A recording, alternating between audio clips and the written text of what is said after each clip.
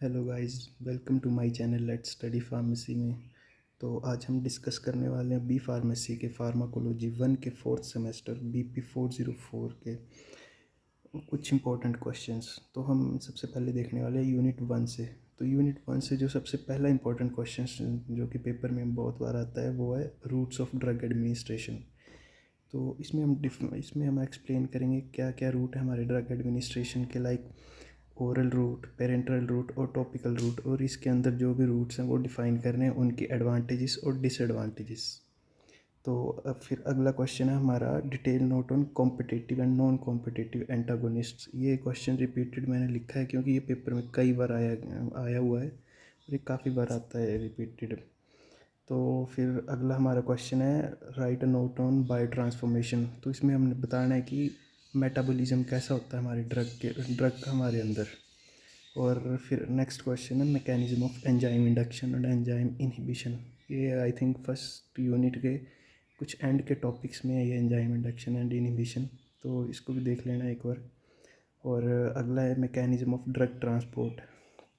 तो जो drug absorption के अंदर जो मैकेनिज्म है वही लिखने हैं इसमें ड्रग ट्रांसपोर्ट मैकेनिज्म में। तो एब्जॉर्प्शन के हम फैक्टर्स अफेक्टिंग भी लिखने हैं, एब्जॉर्प्शन ऑफ मतलब factors affecting of drug absorption and distribution.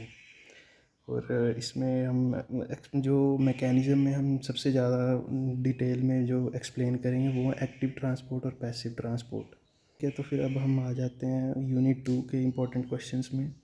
तो यूनिट 2 से सबसे पहला जो इम्पोर्टेंट क्वेश्चन है वो है प्री क्लिनिकल स्टडीज़। तो प्री क्लिनिकल स्टडीज़ में हमारी आती हैं phase 1, phase 2, phase 3 and phase 4, और इसमें चारों ट्रायल्स के चारों फेजेस के बारे में लिखना है। और अगला आ जाता है हमारा रिसेप्टर।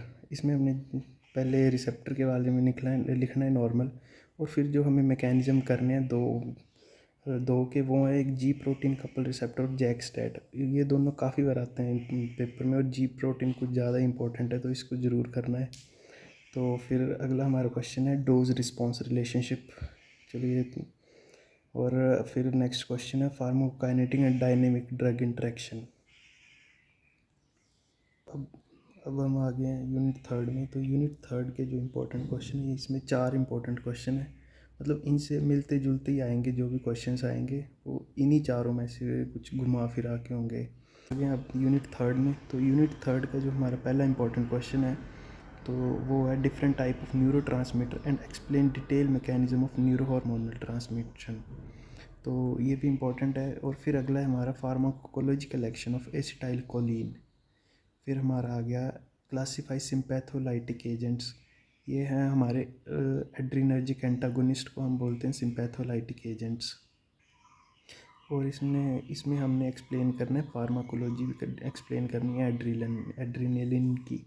और नेक्स्ट क्वेश्चन है न्यूरोमस्कुलर ब्लॉकिंग एजेंट्स। और यूनिट 3 का जो सिंपैथोमाइमेटिक एजेंट्स है उसको हमने अच्छे से कर ही लेना है, सिंपैथोमाइमेटिक उसकी क्लासिफिकेशन वगैरह सब। यूनिट 4। तो यूनिट 4 से जो इम्पोर्टेंट क्वेश्चन है एक तो लोकल एनेस्थेटिक और मैकेनिज्म ऑफ एक्शन लीडोकेन का हमने ज़रूर कर लेना है क्योंकि ये काफ़ी बार आता है, मतलब इसको स्पेसिफिक पूछते हैं लीडोकेन को। फिर नेक्स्ट क्वेश्चन है हमारा classify anti epileptic agent and explain mechanism of action. तो एंटी एपिलेप्टिक एजेंट्स कर लेने हैं हमने, और इसमें ना कुछ ड्रग्स के इंपॉर्टेंट ड्रग्स के मैकेनिज्म ऑफ एक्शन।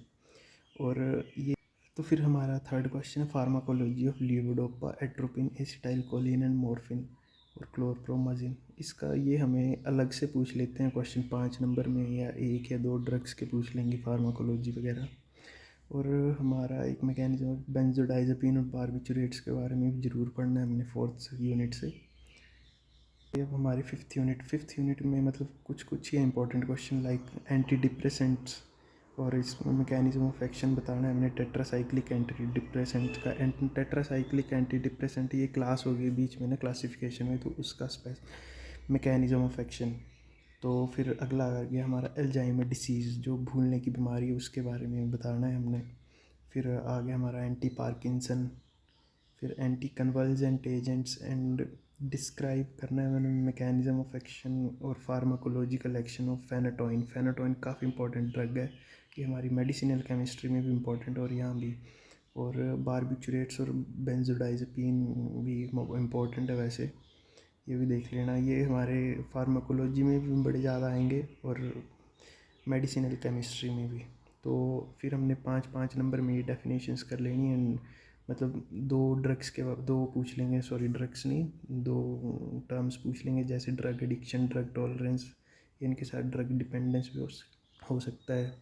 और हमारी फर्स्ट यूनिट से भी हैं कुछ, लाइक ये ड्रग एडिक्शन, टॉलरेंस, डिपेंडेंस, आइडियोसेरेंसी, इसके बारे में।